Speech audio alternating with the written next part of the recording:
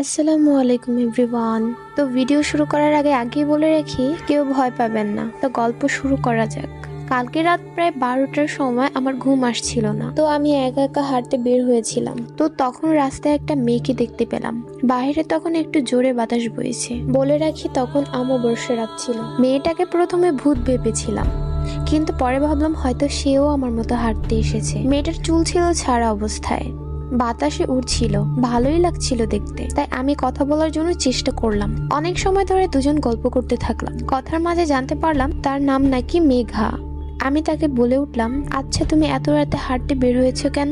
মেঘা বলল, প্রশ্নটা তো আমার করার কথা, তুমি এত রাতে বাইরে কি করো? আমি বললাম, আমার ঘুম আসছিল না, তাই হাঁটতে বের হয়েছি। মেঘা বলল, তুমি কি জানো না আজকে অমাবস্যা রাত? আমি বললাম, হ্যাঁ দেখেছি তো।